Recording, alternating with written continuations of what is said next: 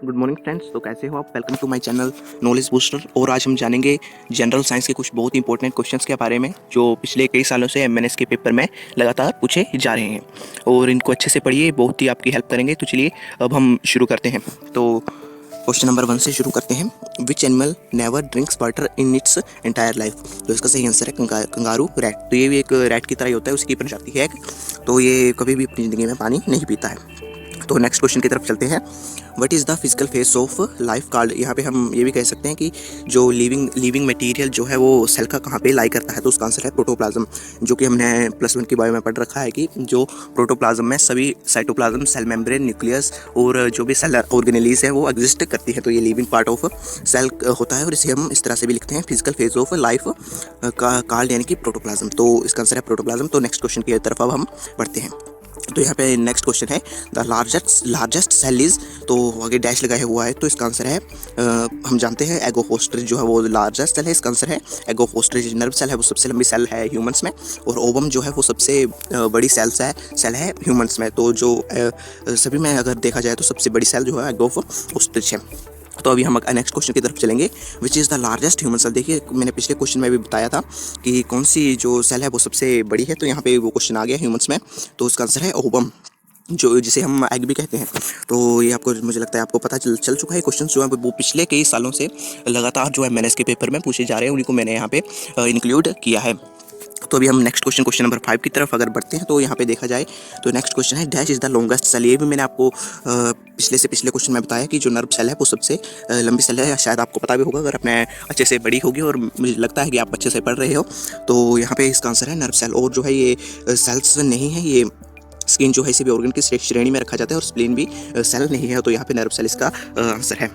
तो question number 6, what is the name of cell in the body that engulf foreign particles like bacteria? तो यहाँ पे question है कि कौन सी ऐसी सेल है जो सेल्स है जो अपने अंदर फॉरेन पार्टिकल्स को जैसे ही वो हमारे सेल के ऊपर अटैक करने लगते हैं तो कौन से सेल से उन्हें बांध लेती हैं, अपने अंदर खींच लेती हैं। तो इनका आंसर है फैगोसाइट्स। यहाँ से हमें क्लियर हो जाता है। ये भी +1 की वैल्यू जिसे मैंने लगभग सारे क्वेश्चंस जो आते हैं मेन में क्वेश्चन वो मैंने लिए हुए हैं। तो इसका आंसर है phagocytes.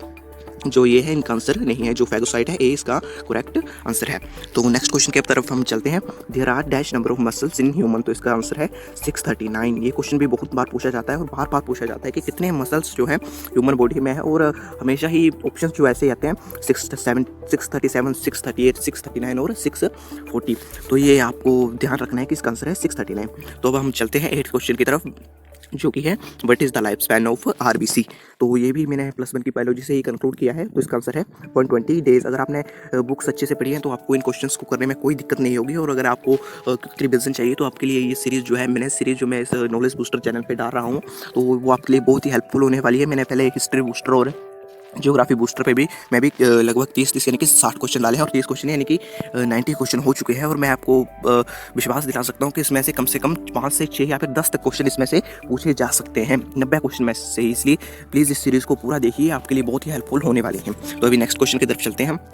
Question number 9, what is the life span of WBC white blood cell? का लाइफ स्पैन जो है वो कितना होता है? तो इसका आंसर है 2 to 15 डेज। अगर आप किसी कॉपी में लिख रहे हैं तो बहुत बढ़िया बात है, लेकिन अगर आपको कॉपी में लिखना पसंद नहीं है या फिर नहीं लिख पा रहे हैं तो प्लीज़ इस वीडियो को दोबारा से थोड़ा तेज़ करके देखिए, वो 2-3 बार देखिए। अगर आपको कॉपी में नोट्स बनाना पसंद नहीं है तो आपके वो खुद ब खुद दिमाग में बैठ जाएंगे, और जहाँ पे अगर पेपर में अगर क्वेश्चन आएगा तो आपको जरूर याद आ जाएगा कि नहीं हमने पढ़ा था। इसलिए मैं आपको ऑप्शंस के बारे में नहीं बता रहा हूँ, सीधा आंसर ही बता रहा हूँ। तो अगर नेक्स्ट क्वेश्चन की तरफ चलते हैं। What is the vertebrate that has 2 chambered heart? Which is vertebrate which has 2 chambered heart? तो ये क्वेश्चन भी कई बार पूछा जाता है, और हम जानते हैं कि जो फिश है उसी में वो वर्टिब्रेट है जिसमें 2 चैम्बर्ड हार्ट होता है। तो इसका आंसर है ए। ओके, तो नेक्स्ट क्वेश्चन की तरफ चलते हैं। Question number 11, the number of ribs in a human body is? Ribs की कितनी संख्या होती है ह्यूमन बॉडी में? तो ये बहुत ही ईजी क्वेश्चन है। इसका आंसर है 24। आप कई बार आपको +1 से पहले भी इस क्वेश्चन का आंसर पता होगा कि 24 जो रिब्स होती है हमारे ह्यूमन बॉडी में एग्जिस्ट करती हैं।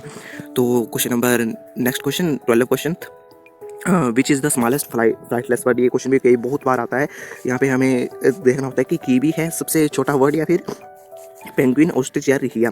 तो यहाँ पे इसका आंसर है कीवी। कीवी जो बहुत ही छोटा बर्ड है, जो उड़ नहीं सकता। ये न्यूजीलैंड में अक्सर पाए जाते हैं और वहाँ की अगर हम देखें तो वहाँ का राष्ट्रीय पक्षी भी कीवी ही है। तो ये क्वेश्चन भी आ जाता है, ठीक है। तो अभी नेक्स्ट क्वेश्चन की तरफ चलते हैं। Question number 30, saurology is the study of. तो ये बहुत ही बार क्वेश्चन आया और मैं आपको बता नहीं सकता कि कितनी बार क्वेश्चन आया और मैंने इसलिए इसको यहाँ पे कंक्लूड किया। तो इसका आंसर है लिजार्ड्स की स्टडी को हम सोरोलॉजी कहते हैं।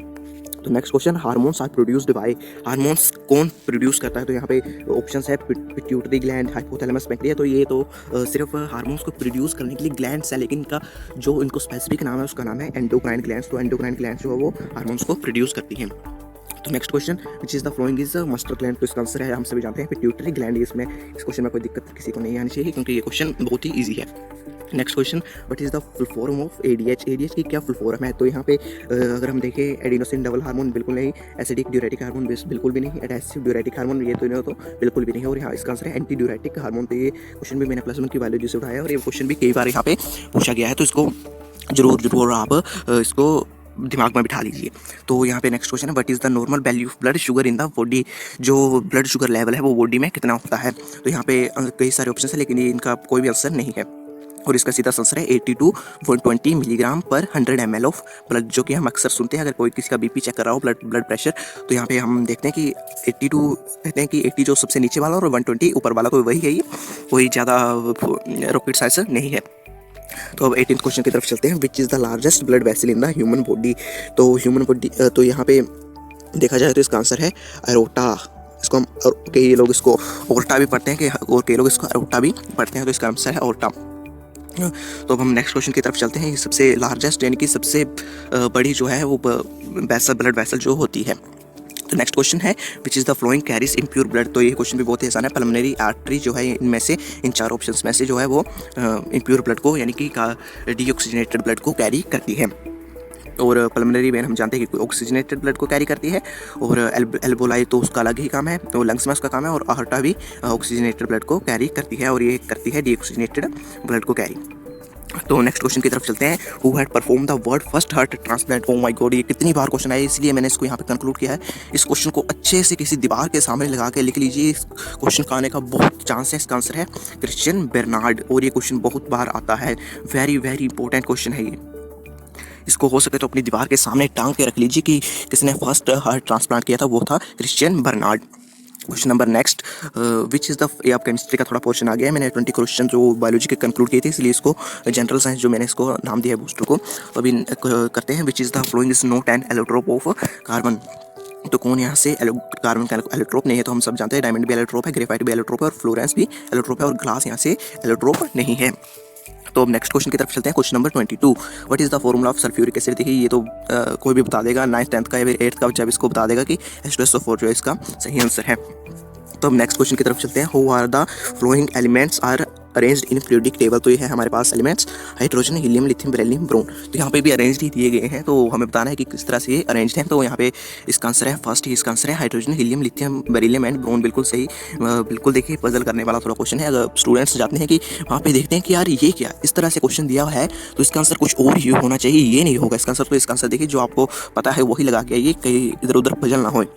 तो अभी नेक्स्ट क्वेश्चन की तरफ चलते हैं। Question number 24, what is the number of periods in which periodic table is divided. तो क्वेश्चन भी बहुत ईजी है। 7 पीरियड्स में जो पीरियोडिक टेबल डिवाइडेड है, जो कि हम बहुत शायद 9th 10th से पढ़ते आ रहे हैं या फिर इससे निचली क्लासेस से पढ़ते आ रहे हैं। तो नेक्स्ट क्वेश्चन है 25th question, there are dash groups in the periodic table. ये भी बहुत ईजी क्वेश्चन है। 18 ग्रुप जो पीरियोडिक टेबल में होते हैं, ठीक है।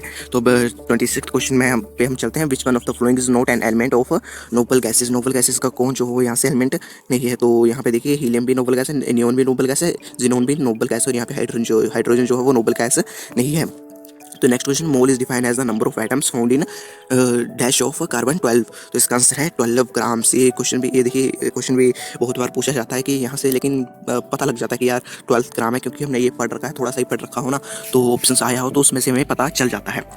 तो अब next question, which of the following is not mixture. तो यहाँ से मिक्सचर कौन सा नहीं है? तो यहाँ से स्टील भी जो एलॉय है, एल्यूमिनियम भी मिक्सचर ही एक माना जाता है, ग्लास को मिक्सचर माना जाता है। यहाँ पे जो ग्रेफाइट है, यहाँ पे मिक्सचर बिल्कुल भी नहीं है। तो अब सेकंड लास्ट क्वेश्चन की तरफ चलते हैं। Alloys are harder than pure metal, harder than impure metal, softer than pure metal, softer than impure metal. तो इसका आंसर है हार्डर देन प्योर मेटल। जो कि एलॉयज जो होते हैं वो हार्ड होते हैं प्योर मेटल से।